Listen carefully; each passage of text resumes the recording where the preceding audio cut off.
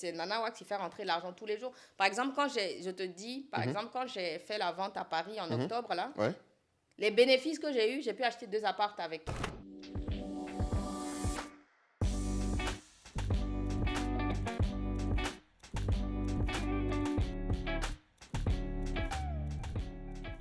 Avec Nana Wax, j'ai pas ouvert tout de suite une boutique. C'est vrai. Quand j'ai fait, c'était des ventes privées d'abord, je faisais. Et ensuite, j'ai fait un pop-up pour les vacances. Et ensuite, j'ai ouvert une boutique au Bénin. Au Bénin, Cotonou. Et ensuite, j'ai ouvert une boutique en Côte d'Ivoire. Et quand les gens ont commencé à avoir la confiance et tout, j'ai ouvert d'autres boutiques, faire des pop-up et ensuite vendre en ligne. Et ceux qui achètent en ligne, 90%, c'est des gens qui ont déjà acheté Nana Wax en physique. Exact. C'est vrai que toi, tu as beaucoup C'est très rare que j'ai de la clientèle qui achète en ligne, qui a jamais acheté Nana Wax avant et qui achète directement. Ceux même qui font ça, c'est vraiment les clients de Anka. Ouais, exactement, c'est ça. C'est Donc, nos clients dessus, qui ont déjà confiance. Et voilà, et qui viennent acheter. Mais sinon, les clients de Nana Wax qui achètent en ligne, Le c'est plus vraiment souvent des gens qui ont déjà acheté qui ont avant. déjà acheté. Ah, donc tu continuerais à dire aux gens que c'est vraiment le bon process de faire découvrir d'abord, de faire connaître et après d'aller. Non, c'est super intéressant parce que du coup, tu sais que ça nous amène à des grandes discussions sur les pop-up parce que du coup, là, tu en as fait récemment quelques-uns qui étaient gigantesques à Paris. Là. Ouais. Non, mais. Et Même quand je repense là, je vais avoir une tachycardie. Mais exactement, ouais. Parce que comment tu fais, Maureen? Tu sais, les gens se demandent en fait. Mais parce que même toi, tu dis, après, t'es tombé malade. Enfin, Ouais. comment Non, t'as fait? c'était trop dur. En fait, moi, j'ai la logistique dans ma tête. Je sais tout, comme le process, comment ça va se passer, l'expérience client et tout. Ça, je suis très forte dedans. Maintenant, trouver les gens qui vont t'aider à exécuter ça, mettre en place et tout, gérer les aléas de... Moi, j'ai prévu des livraisons de repas, de ci, ça. Le gars, il vient en retard. Plein de choses comme ça que tu dois gérer au moment même de l'événement. Donc, pendant que toi, tu dis, moi, je suis à tel poste, mais au final, tu es à tous les postes parce qu'il y a des problèmes un peu partout et c'est un truc sur une journée. Donc, tu ne peux pas former les gens à faire exactement comme tu veux pour un événement d'une journée. Même si tu prends la plus grande société ou quoi, ils ne connaîtront pas forcément tous les noms. Ils ne vont pas comprendre tout le process. Donc, c'était vraiment épuisant. Wow. Mais si, par exemple, j'utilise la même équipe à chaque fois, je pense que ça va être plus fluide. Ah, donc c'est quoi? Tu veux te faire un squad pop-up là, en mode vous êtes de pays en pays? Non, j'ai voulu faire ça, mais c'est pas une bonne idée. Ah bon? Non, mais c'est intéressant parce que les gens vont peut-être vouloir faire ça et ça m'intéresse parce que toi, tu me disais, en plus, ton pop-up, c'était super intéressant. Tu as une méthodo. Et je pense que les gens ne se rendent pas compte. Les gens pensent que toi, tu te lèves, tu dis juste sur Insta, allez, rendez-vous à tel endroit.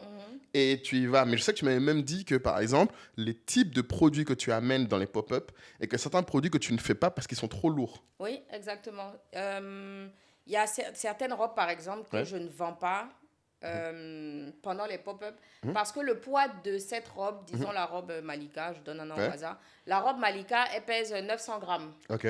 Alors que la robe filet, elle pèse 80 grammes. Oh, donc, tu vas, pour avoir 900 grammes, tu mets 12 à peu près. Des robes 12 robes filets. Ouais. 12 robes filets, ça te fait 1200 €. Ouais. Alors que l'autre robe, elle te fait 120 €. Donc, au poids, c'est pas intéressant quand tu comptes les kilos et sachant que les frais d'envoi sont au kilo, que c'est hyper cher. Ouais. Bah, j'amène les produits déjà qui sont les plus rentables. Et les plus légers. Et les plus légers, les plus rentables et aussi qui font plusieurs tailles. Donc, tout ce qui est vêtements élastiques. Tout ce qui peut passer à plusieurs personnes. À plusieurs personnes, voilà. Quand c'est trop, qui doit être trop sur mesure, où il faut forcément essayer, c'est des produits que je ne vends pas dans les pop-up ou je ne vends pas en ligne. Parce que le taux de retour sera beaucoup plus élevé. Parce que si ça ne fit pas exactement comme ça doit être, bah, la personne va renvoyer ou ça va pas, la personne ne pourra pas porter. Tu devras faire renvoyer encore toute la marchandise. Et ce n'est pas intéressant. Donc, bon, j'ai certains produits. Donc, des fois, il y a des gens qui disent, oui, mais tu as fait une vente, il n'y avait pas ci, il n'y avait pas ça. En fait, c'est la raison. Parce qu'on fait des ventes pour avoir de la rentabilité et pour écouler le maximum de stock. C'est vrai, ouais. Donc toi, tu restes concentré sur ça. Et c'est ce que beaucoup de gens oublient. La rentabilité et la liquidation du stock. Fait. Donc, c'est ce qui peut être fait qui est fait. Donc même dès le départ, quel produit tu proposes est déterminé par ce qui va te ramener le plus d'argent pour la dépense de transport. C'est ça. Mais c'est super intéressant parce que je pense que la plupart des gens ne se sont jamais posé cette question-là. Parce que toi, c'est parce que quand tu vas faire une vente pop, tu te dis, je vais faire tel volume d'euros ou pas? Ou est-ce que tu y vas juste en mode, j'optimise simplement et on voit combien ça part? Ah non, je dois faire un minimum. Je sais quel minimum je dois faire. Ah oui, bah alors du coup, c'est quoi tes minimums aujourd'hui? Non, non, mais il faut nous dire. Alors là, c'est un peu chaud. Ah ouais? Parce que chez toi, là, dès qu'on dit des chiffres, là, c'est fini. Les gens, ils sont en alerte. Quand tu dis que tu as eu des investisseurs qui ont donné des millions d'euros, les gens, ils sont toujours... Oui, non, mais alors ça... Dès que tu donnes des chiffres, les gens... En tout cas, c'est beaucoup. Que c'est beaucoup.